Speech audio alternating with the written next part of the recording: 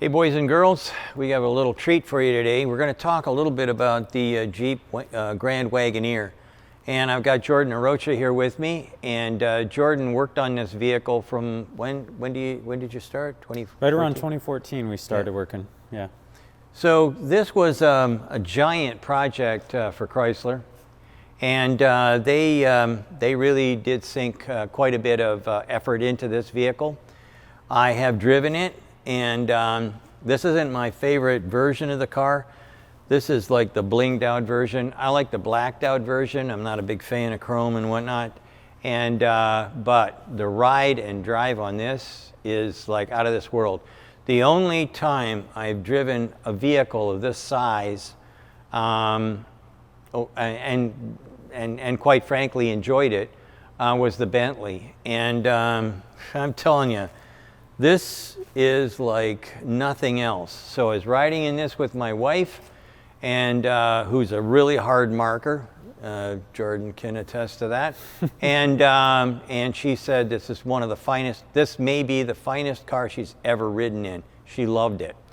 And I did too. I can't, this is my first kick at this cat. I wasn't really fussy on the styling and whatnot because my dad had one of these, the old-fashioned kind, and this didn't really do it for me as far as styling, outside styling, especially because of all the chrome and whatnot.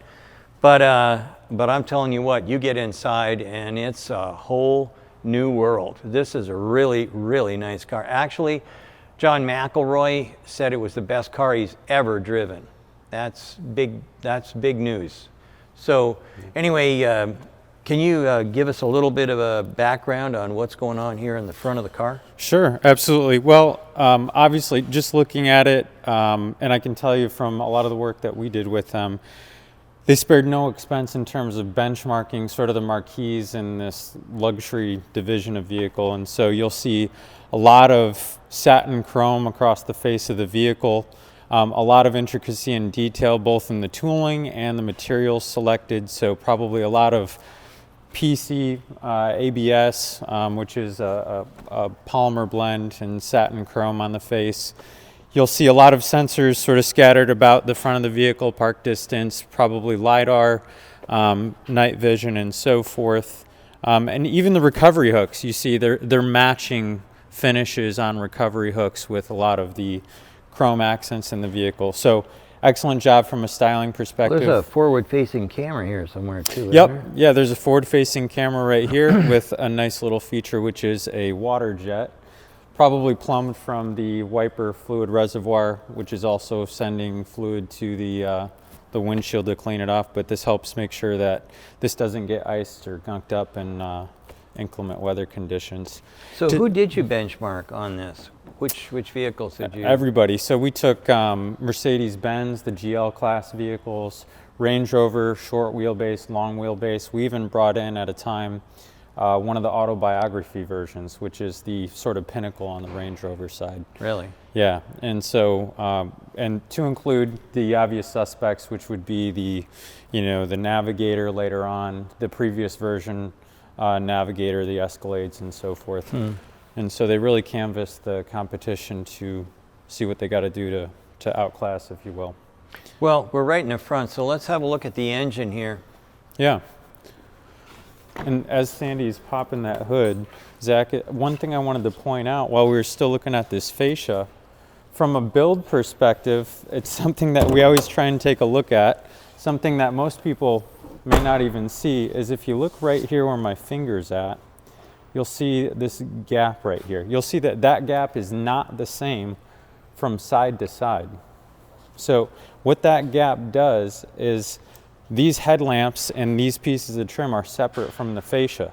So when they're building this thing up, they need some give, or what we would call slip, side to side as it comes together, so that these gaps are either not too big or too tight so that you can't build it. So nice little feature there, well hidden in the design, and you don't even really see it unless you're looking for it. As we go under hood, you'll see front and center, obviously beautiful Wagoneer plate, looks like brushed aluminum, and they're laser etching some graphics and designs there. Love that. On the powertrain side, they put a 6.4 in here, which is the 392 for you Dodge fans out there. So this is the same motor that goes in the Grand Cherokee SRT. No, not a motor. This is an engine. The engine, Yeah. same engine that goes in the Durango SRT, the Grand Cherokee SRT. So plenty of ponies to get you off the line, and from what I hear, it drives like a dream. Yeah, it does. I got to tell you, I really was impressed with the ride on this thing. I just can't believe, for a car this size, how easy it was to drive and maneuver. Yeah. And getting in and out of a parking, well, so we took this, we took it to the grocery store because it's Thanksgiving and I got to make stuffing and whatnot. I needed some ingredients, and the mall was, or the grocery store was like packed, jammed with people. Everybody's trying to get in and out and whatnot, and I had no problem at all with the camera systems that they've got in here. Yep. And the camera in the rear view mirror is really helpful too. I mean, this thing they really thought it out. Do you know, when they were discussing this, do you know if they're going to turn this into an EV? My guess would be, and I'll leave it at that, is more than likely there would be a version coming down the line that would have some batteries involved. And so, you know, to keep up with the competition, that would be my suspicion, and I guess we can leave it there. Looking under the hood, some other things to notice. Every surface in here, and this is something that you can really only appreciate if you know what you're looking for, every plastic surface in here is grained. So if you were to open the hood of, say, a GMC Sierra or something of the like, you would see that this is not grained. It's sort of a polished tool, maybe not even polished, just cut as is, or they'd use a cork material. It's just to cover up the cooling module. Not only did these guys grain the surfaces of the airbox, this closeout, all the shrouding going around the engine bay, the beauty cover and so forth, they're adding aluminum in addition to this. So it just gives one more cherry on top for the buyers. If you're spending that much change, you'd expect to see something like this. Well, the other thing that I saw here that I haven't seen in a long time is they've got a cover over the battery. I can't remember the last time I saw this, except for on the Bentley. Yep. I mean, this is really unusual, to say the least. This is really unusual to see all of the accoutrements that they've done to just jazz up even areas where people don't normally see. Right. The other thing I like is washer fluid in the front. I always thought that this was a better idea, especially if you've got a gasoline engine, because it's gonna be warmer there. It's right beside the radiator. The radiator is always going to be hot, so this is a good thing. Keeps the washer fluid hot, which means that it'll clean your windows better. I also like the fact that they've got the struts here, because again, that's what determines whether or not you've got a luxury car or not. And I was surprised that some of the luxury cars lately have just got a prop rod, which that's not what it should look like. Exactly right. Yeah. Yeah, I think probably two more things, and we can go ahead and head to the rest of the vehicle. If you look up here on the hood, they've got this like closed cell PUR foam bonded to the top side of the hood. So what that's doing is it's sealing around this front hinge location. Could be for one of a couple reasons or multiple, probably NVH, right? You don't want to... Yeah, that would be my guess. You might get some weird air buffeting coming through the grill up through here. So that's gonna... You're gonna notice that as the driver. If you drive it, I'm sure, Sandy, you noticed it was extremely quiet. It is. It's incredibly quiet. We turned the radio off just to make sure that... you know, just how quiet it was. The transmission is smooth as silk. Yep. This is a really nice car. This also helps out quite a bit, and a lot of people are getting rid of mats inside the underneath the hood, and quite frankly, that does give you noise. And this is really, really done well. Like I said, I really wasn't all that anxious to get into this. Yeah. Mainly because I thought that they would do things differently. But it's really hard to beat this. This car is really, really nice. And the ride is to die for. Actually, if you swing over here, Zach, there's a big bottle down there. That's the air suspension system reservoir tank. That's the accumulator that basically lifts and lowers the car. When I saw that there, I was really kind of surprised. Normally you have a hard time packaging it, but that's got a ton of room. I'm just impressed by the way things were packaged. Yeah, it's an interesting location. When we were looking at the competitors, Range Rover packaged theirs in the rear. Yeah. The Audi vehicles, the Q line, would package theirs actually in cabin topside via 2 remote bottles.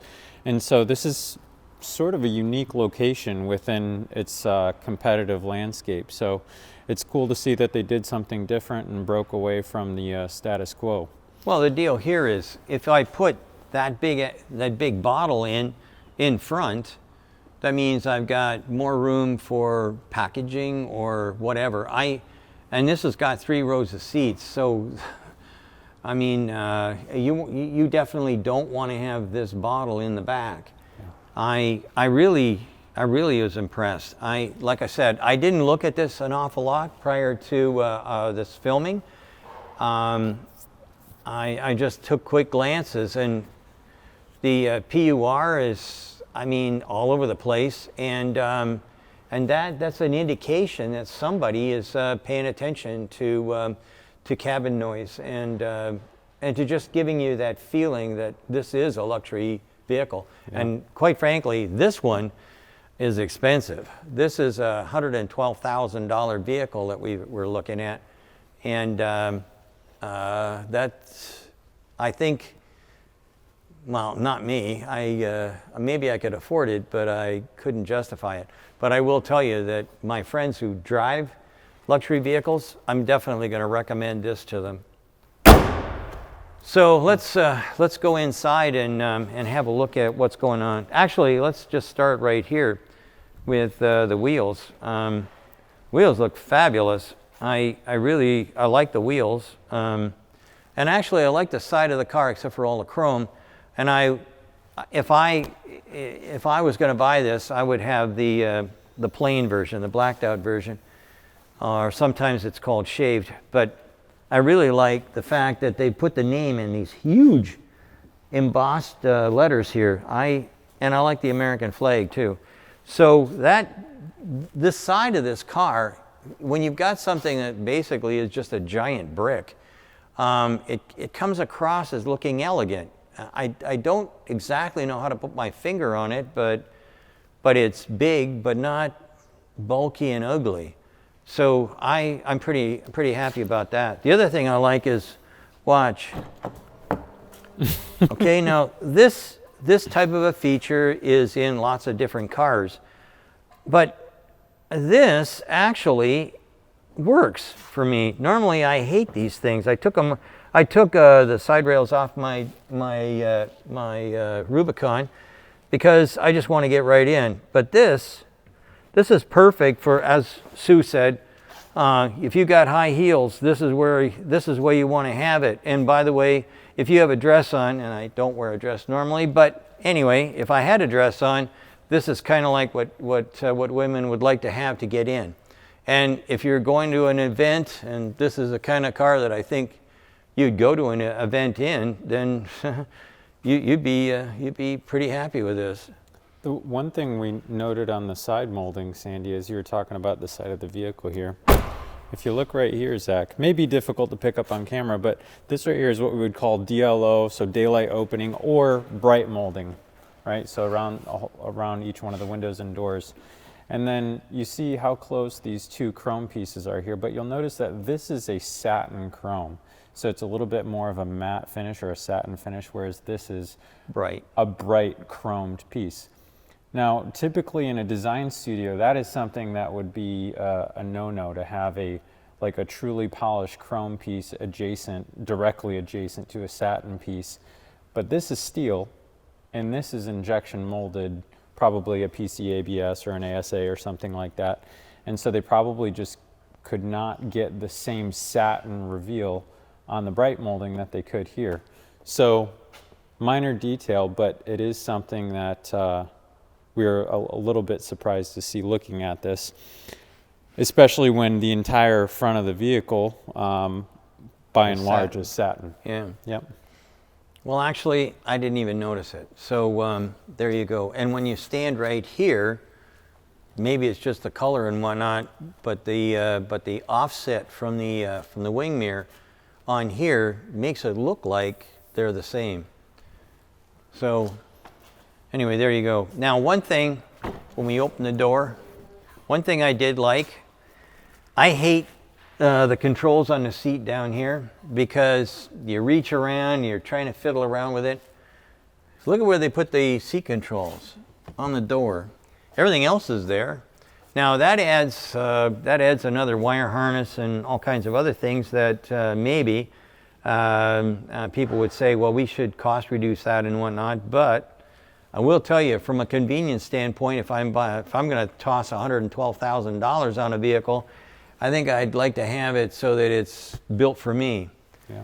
So when we were benchmarking this, obviously the competitors spared no expense either. But one thing that we did notice on a lot of the competition is that if you look where I'm at here, Zach, there's this trim separation line before what I would call the true seating surface and the outer trims of the seat. Now, if you do what's called a dimple test, and if I push my thumb in there, you can see it sort of wrinkle up around my thumb. There's a bunch of creases going in towards where the pressure of my thumb is at.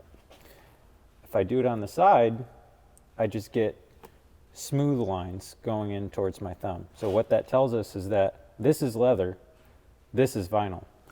And so they do that as a cost reduction. Well, they also do it for another reason, because leather, after a while, starts to wear and crack. And where does it look the worst? Right here. Whereas vinyl doesn't. So this is going to give you a better look for a longer period of time. This is what you want to sit on, is leather. But really and truly, for the outside edges, the vinyl is going to do you, it'll look better for a longer period of time. And this is something that if you looked back a couple years on Stellantis products or Fiat Chrysler at the time, you would have seen that they did leather both on the top and on the sides. So yeah, Sandy, to your point, it's both a durability function as well as cost. So we're happy to see that. By the way, right here, this French seam with the beading, this is something that nobody wants to do, again, because of the cost. But look at that French seam. Wowzers. I mean, this is really well done. Who makes the seats for this? Is this Magna? Or is this... I don't remember offhand who made the frame for it. But anyways, this is really a nice job. It's really well done. I'm really impressed. This thing's got a lot of controls on it, and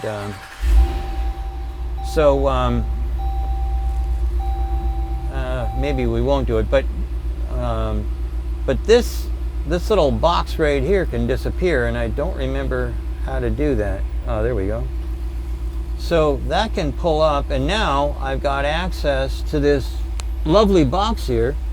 And as one person pointed out, like I said before, there's a lot of people in Munro and Associates that are into hunting and guns and stuff. That's a perfect spot for hiding something. Apparently, there's some trick to make it so that you can lock it out and nobody else can get in. That's a good opportunity to, or a good little something for those folks who are gangsters, I guess, or gangsters or whatever. I like the idea. That'll fit my 40 cal, no problem at all. So we look at this, and I mean, when Sue was in, my wife was in here, she was very impressed with the with her ability to have a her own screen on the other side. and it's not on right now, and I don't know how to turn it on. Maybe you do. Maybe you gotta have the doors closed. Or maybe this has to be closed. There we go. Ah, that's right there. So I can't see what that screen is. To me, it's just like a black thing. But what's it look like for you? Oh, I've got radio controls. I can look at what are my inputs, outputs. I can get on Fire TV, navigation, so on and so forth. One of the things that I really liked about this, it's got a camera in the back. So me having little kids, it's got a camera and I can see directly down. You can see Zach right there in the camera. And I can see everything that's going on. They also have this mirror in the rear view, which is pretty typical, but gives you multiple angles to check it out. And or what I like about it is if I'm driving around with a bunch of cargo and it's flopping all over the place and I want to know if I've got spilled juice back there, I can look right here and know immediately. Well, I can't see a thing, so hopefully we pick that up on the camera, our camera. Yeah. But man, is this the interior? The interior is just to die for. This is really, really nice. Really, I mean, magnificently done. I'm just going to turn this off because it's starting to stink. But and that's one of the things that would happen if we had batteries and electric motors. And I'm pretty sure that we could make that happen. By the way, I also like this double stitching here on the IP.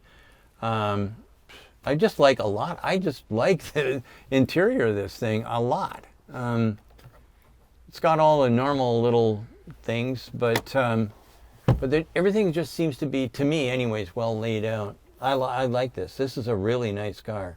Yeah, and this vehicle, one thing that we focused on a lot when we were benchmarking this, that's sort of goes unbeknownst unless you focus on it, is that outward visibility.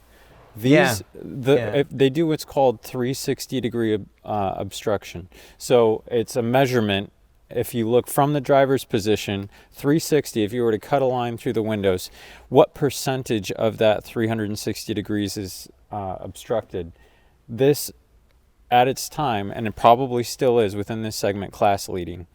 So we spent a lot of time looking at the A pillar, B pillar, C pillar, all specific from the driver and passengers, they call it the ellipse position, where they would go and look. So if you look at the D pillar, the furthest rearward pillar in this vehicle, you'll note that it is significantly smaller than all of its competition.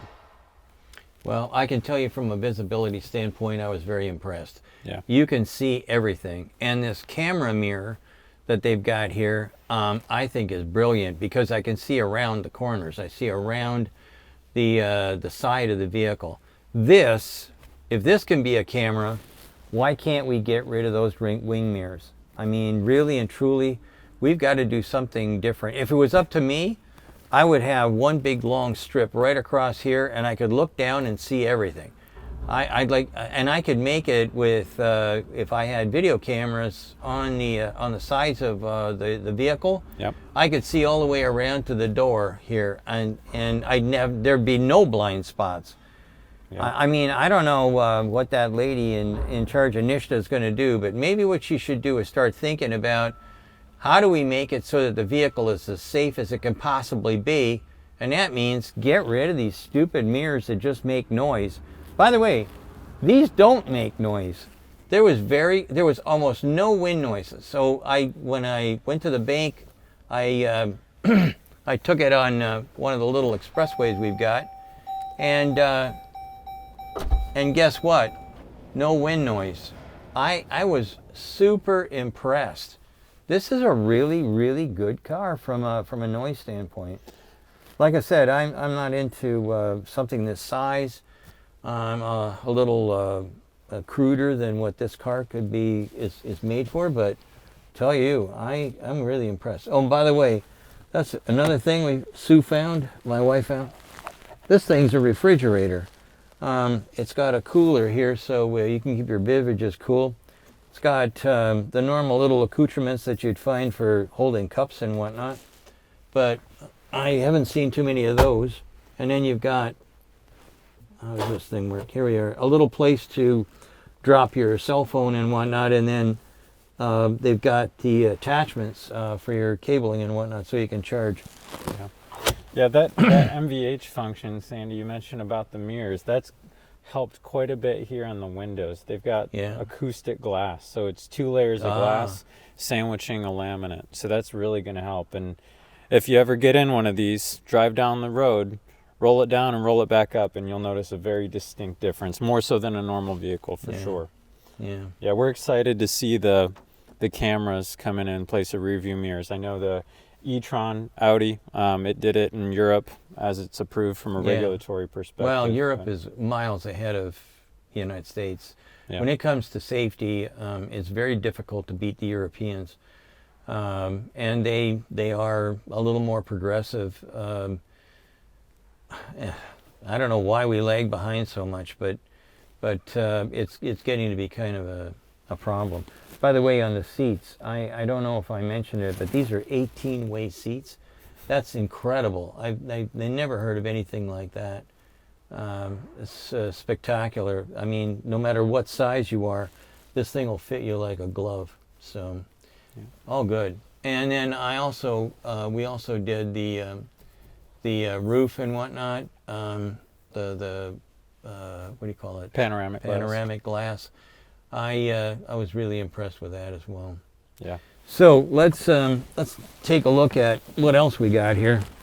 Yeah. So that's pretty good. Almost perfectly flat. I'd venture it's probably a degree or 2 of slope up, but not bad at all. Powered controls back here once again, and plenty of space. So Sandy, when you were talking about what's this? When you were talking about those air bottles getting moved, you don't get all this extra space without moving those.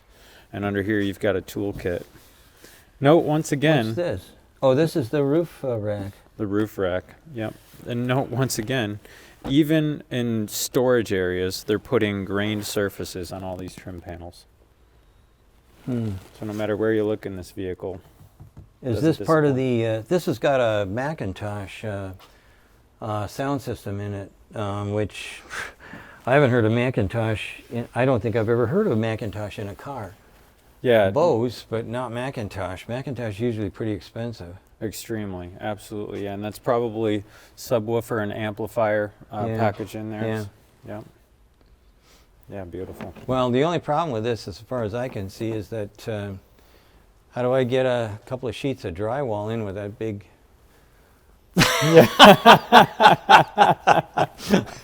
That was a joke, boys and girls. Yeah, I don't think I'd be putting any plywood in here, but skis, lots of luggage. Yeah, your Louis Vuitton luggage in here. But I'm, boy, I just got to hand it to the boys at. Oh, they didn't want to do that. Oh well, I shouldn't have. There we go. Yeah. All right. How do I get the other ones? No. The other one's got to come back. The second row seats. Let's see if it will. Nope.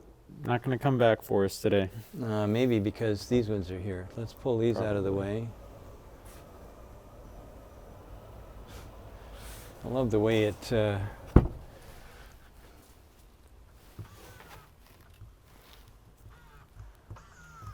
Oh, they go down, but they don't come up. So you got to go back here.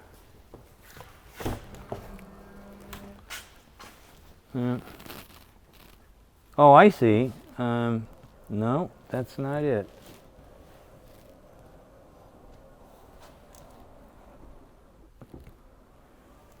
All right. I think those are just manual backup. Really? Power fold, manual up. Well, that's why we couldn't get them to come up. Yeah. I guess. Oh wait, what's this?